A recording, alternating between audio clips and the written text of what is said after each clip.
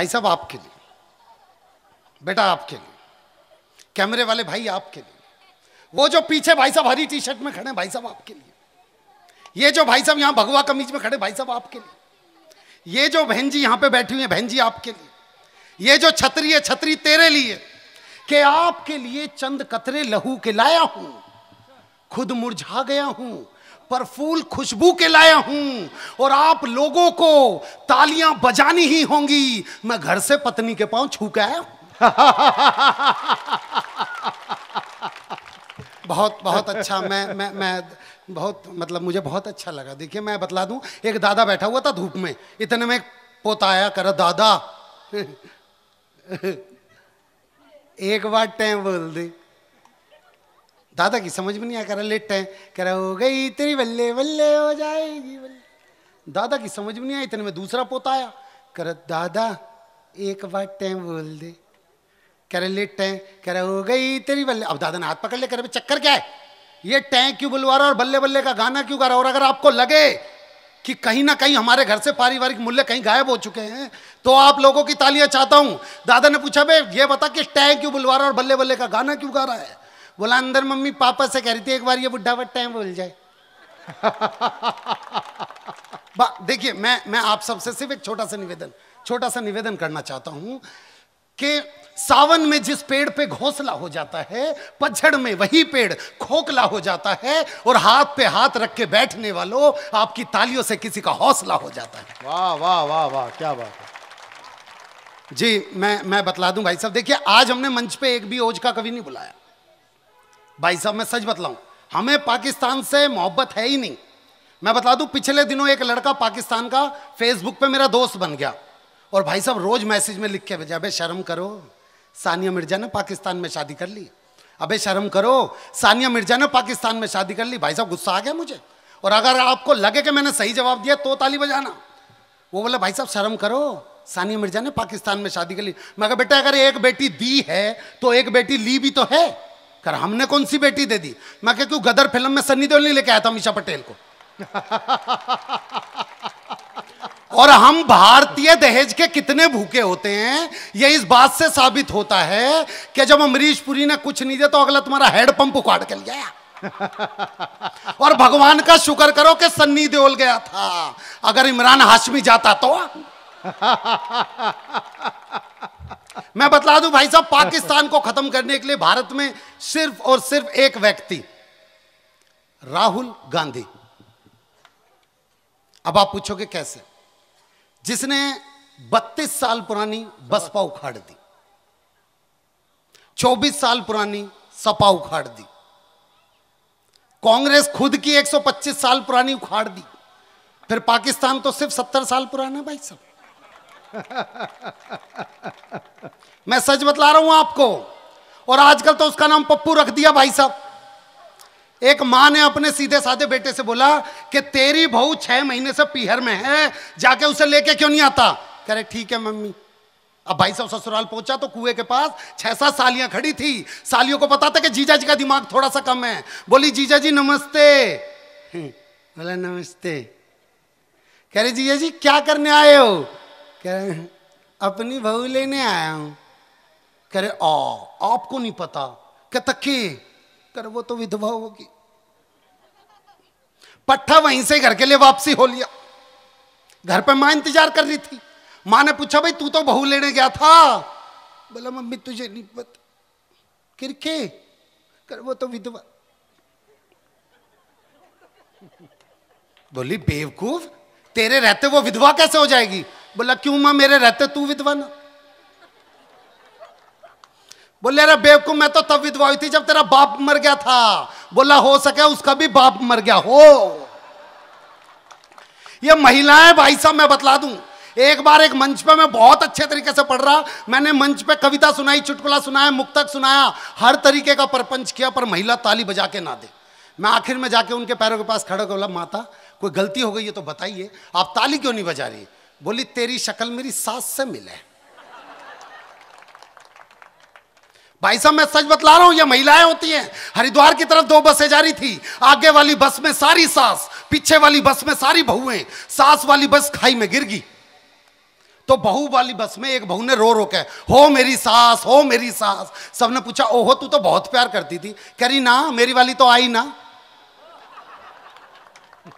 तो स्थितियां भाई साहब मैं बतला रहा हूं आपको, हम लोग स्थितियों से उलझे पड़े हैं। ये लड़के जो जितने भी बैठे पड़े हैं आपके, ये रात के 10 बजे अपनी गर्लफ्रेंड के पास फोन करते हैं भाई साहब, और इनकी आवाज ऐसी होती है घर में मम्मी पापा के पास भी आवाज नहीं जाती। हेलो।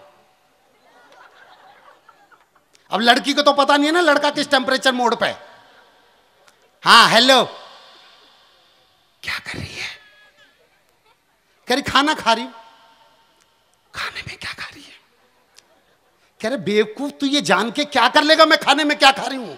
कभी कोई जनरल नॉलेज की बात कर ले। बोला अच्छा जनरल नॉलेज की बात, when you insured your vehicle from the company and you don't claim in a whole year, so company provided 20% no claim bonus. It is increases after every year. After 1 year 20%, after year 25%, after year 35%, after 4 year 45%, and the last will be 50%. It will be remain 50% till then you don't take claim. You can transfer your NCV old vehicle to new vehicle, but before it you have to sell vehicle and make it a liability policy. लड़की, खिचड़ी खा रही हूं आम के अचार के साथ। मैं बतला रहा हूं भाई साहब, ये महिलाएं होती हैं। एक घने शहर की छोरी ठेठ गांव में भागी, ऐसे गांव में जहां के लोगों ने कोलगेट भी नहीं देखी थी। अगली सुबह कोलगेट कर रही तो मुंह से झाग निकलते देख के देवर को लगा भाभी को सांप ने काट लिया। बोला भाभी, तो भाभी ने कोलगेट दिखला दी। पट्टे ने कोलगेट खोली, आधे से ज्यादा कोलगेट खा गया। भाभी ने गुस्से में थप्पड़ मार दिया। वो गया खेतों में भाई के पास, भैया भाभी ने मुझे नेक्स्ट चीज के लिए बहुत मारा। घर पे आया, कर बताओ वो कौन सी चीज जिसके तुमने मेरे भाई पे हाथ उठाया? उसने भाई साहब कोलगेट दी। पट्टे ने कोलगेट खोली, खाई, अपने भाई का थप्पड़ मार कर। जो चीज रोटी के साथ खाने वाली है, रूखी खाएगा। नहीं नहीं, आप जब तक ताली नहीं बजाओगे मैं यहीं पे रहूंगा भाई साहब। और मैं समझ चुका हूं कि आप लोग ताली क्यों नहीं बजा रहे। जयकारा शेरवाली का बोल साचे दरबार की। ये जागरण की ऑडियंस है भाई साहब, ये जागरण की ऑडियंस है, इसे जागृत करना पड़ेगा। भैया चाय बूंदी भी बनवा लेते बीच में जो 4 बजे देनी थी। हाँ तो लीजिए भाई साहब। अच्छा मैं आप में से एक बात पूछना चाहता हूँ, क्योंकि ये हमारे को ये यात्रा यूसुफ जी तक करनी है। ये कहना पड़ता है भाई साहब, हर कवि कह के जाता है हमें ये यात्रा यूसुफ भारद्वाज जी तक करनी है, हमें ये यात्रा यूसुफ भारद्वाज। और भाई साहब अंत में जब यूसुफ जी की बारी हो तो एक ऑडियंस नहीं बैठती यहाँ पर। मैं इसलिए आप सबसे एक बात पूछना चाहता हूँ कि कुछ जगहों पर दिल्ली में भी ये रिवाज है, जब लड़की विदा होती है तो उसका मामा उसे उठा के डोली तक लेके जाता है। कहाँ पे है ये? आपके यहाँ पे है ये रिवाज? ये हमारे दिल्ली में है भाई साहब। मैं दिल्ली का एक वृतांत सुनाना चाहता हूं आपको।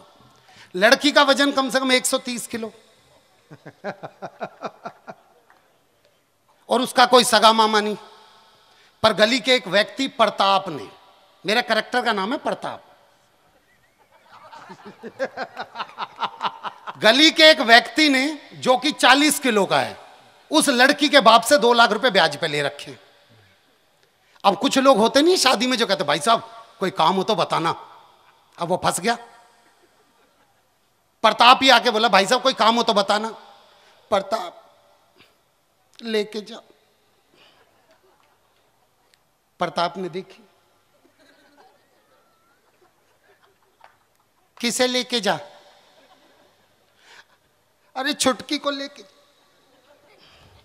छुटकी? ये तो मुटकी है। प्रताप लेके जा।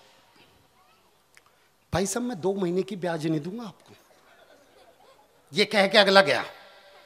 अगले ने बोला हट जाओ भाई, साइड में हट जाओ। आज मौत का बिल्कुल ऐसा खेल होगा यहां पे।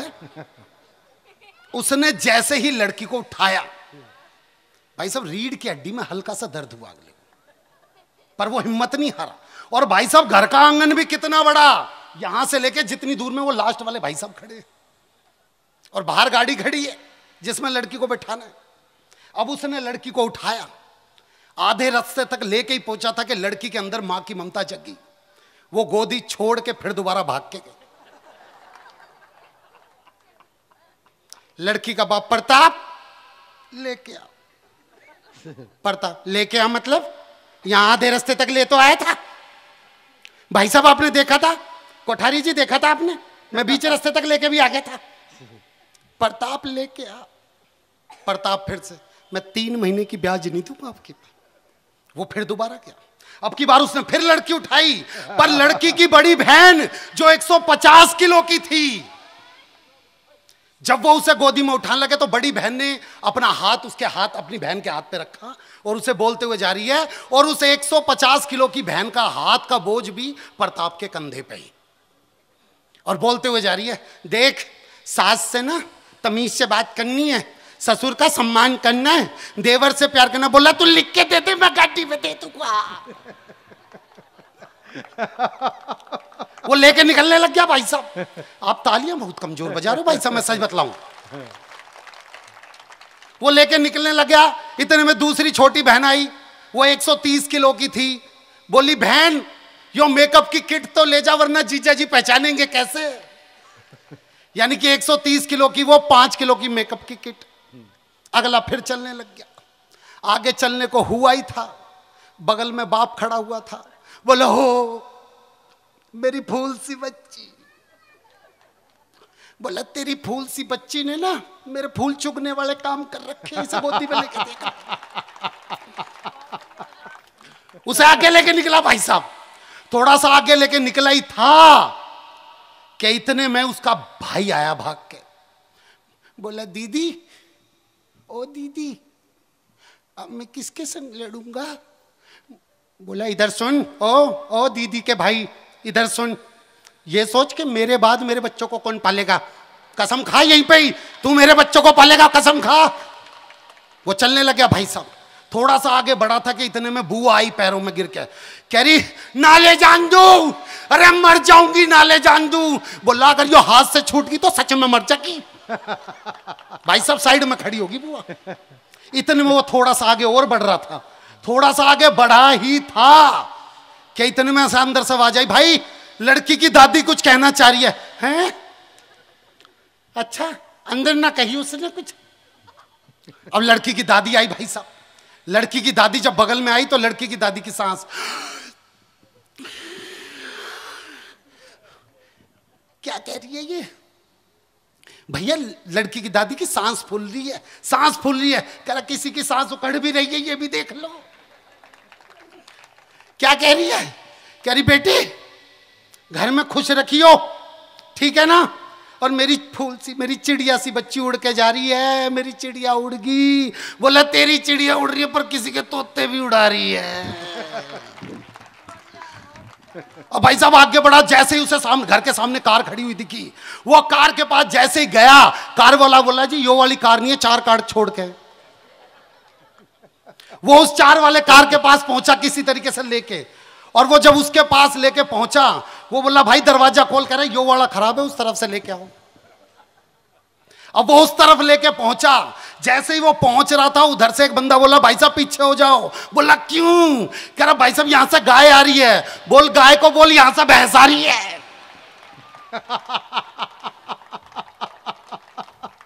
भाई साहब उसने गाड़ी में उसे बिठाया, और जैसे ही गाड़ी में बिठाया टायर चारों के चारों पंचर हो गए। पंचर होते ही बोला फिर प्रताप निकाल, इसने निकाल मतलब ये तो घुसी भी बहुत मुश्किल से है, गाड़ी काटनी पड़ेगी ये वाली। तुमने ट्रक क्यों नहीं मंगवाया इसके लिए। अब किसी तरीके से भाई साहब जेसीबी मंगवाई गई, लड़की उस पर बैठाई गई। जब लड़की जा रही थी तो अगले ने चैन की सांस ली। करा लड़की का बोला प्रताप हमारे यहाँ पे पग फेरा भी हो गए। पग फेरा मतलब लड़की एक गली का चक्कर काट के फिर दोबारा आती है। बोला भाई साहब नाम प्रताप है तो क्या सब कुछ मेरे ऊपर ही कर दोगे। कह रहा तू ही तो कह रहा था, अब टिप्पणी लास्ट की छोड़ रहा हूं भाई साहब आपके ऊपर, फिर आपका सेंस देखना चाहता हूं आखिरी पंक्ति पे। उसने बोला भाई साहब नाम प्रताप है तो सब कुछ मेरे ऊपर छोड़ दोगे। बोला बे तूने ही तो कहा था। बोला कहा तो मोदी ने भी था कि अच्छे दिन आएंगे, आगे क्या। कहा तो अखिलेश सरकार ने भी था कि हमारी सरकार आएगी, उनकी सरकार आ गई क्या। कहा तो कांग्रेस के राहुल गांधी ने भी था उनकी सरकार आएगी, उनकी सरकार आ गई क्या। लेकिन भाई साहब मैं आप सबसे एक बात पूछना चाहता हूं, यहां पे जितने लोग बैठे हुए मैं उन सबसे एक बात पूछना चाहता हूं।